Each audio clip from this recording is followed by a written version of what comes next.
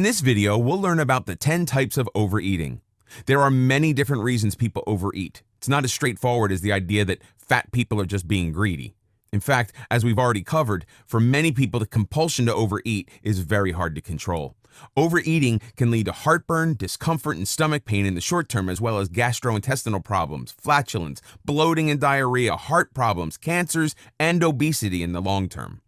Most people who normally do not overeat can find doing so quite unpleasant and uncomfortable. But those who frequently overeat find that their body releases a natural pleasure chemical to adjust for excessive food intake, making it actually enjoyable to overeat, or at least encourage us to feel like continuing to want to consume more. This is the start to forming a type of food addiction. The following are examples of overeating. 1. Consuming large amounts of food, much more than a normal person would at one time, and doing so quickly is considered binge eating. A single or occasional act of binge eating is not necessarily harmful in itself, but if you have a habit of eating this way, it's considered a symptom that can lead to an eating disorder or bulimia nervosa. 2. Ordering and consuming supersized meal portions is another sign of overeating. There are now a large number of establishments who offer all you can eat and very large or supersized portions. These meals are usually made with low cost and low quality ingredients. So although you're getting a large volume in food, you're actually getting very little nourishment, which causes your body to seek more food to compensate. All this excess food is usually in the form of empty carbohydrates and turned into body fat. The normal cycle of using the food you consume for powering and repairing your body, with any extra being turned into fat and then used as needed, stops. Instead of burning the stored fat, your body just burns a portion of the carbohydrates you consume, and any excess just goes into your body's fat stockpile in a never-ending cycle, so you get bigger and unhealthier. 3. Because the body has developed a series of senses that stimulates the brain with chemical messages when triggered, a person learns to use these triggers to make themselves feel better when they are under some type of emotional stress or strain. This is acceptable occasionally. But when a person is prone to emotional mood swings, depression, or they often have feelings of being unhappy, upset, or sad, they can find they have an emotional overeating problem. This is because they are using food triggers to make themselves feel better, with the result of overeating or binge eating. 4. An overeating disorder, very similar to emotional overeating disorder, can happen to those who are suffering from stress. This can cause people to feel anxious instead of depressed.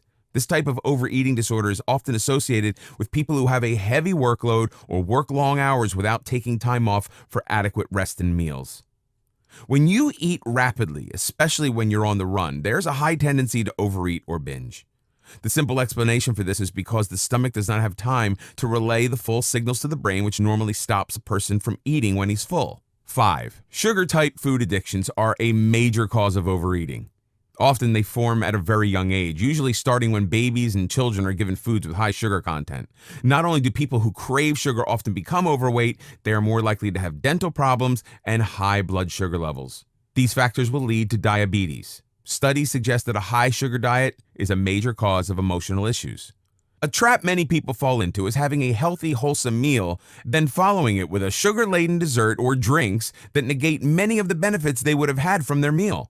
Instead of using sugar, think about using spices such as cinnamon to sweeten your food or drinks. Cinnamon helps to slow your food as it travels through your digestive system. Give your food a new dimension by adding a small amount of cider vinegar, as it improves flavor and helps lower the food glycemic index. So, like with cinnamon, you metabolize food at a slower rate. 6. If you feel hungry, try drinking water. Oftentimes, people mistake hunger with thirst. 7. Snacking on junk foods between meals is partially difficult. Snacking on junk foods between meals is a partially difficult thing to stop for many people and can lead to overeating.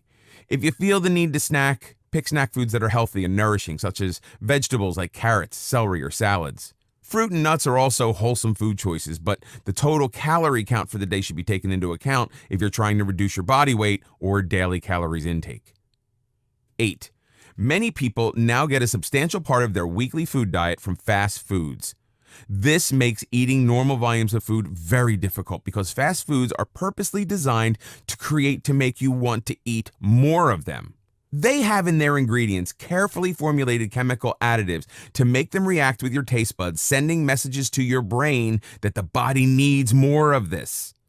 Furthermore, these compounds are highly addictive. Coupled with their very low nutrient content and huge amount of high-calorie carbohydrates, as well as refined salts and oils, these foods are catalysts to make you overeat and result in obesity.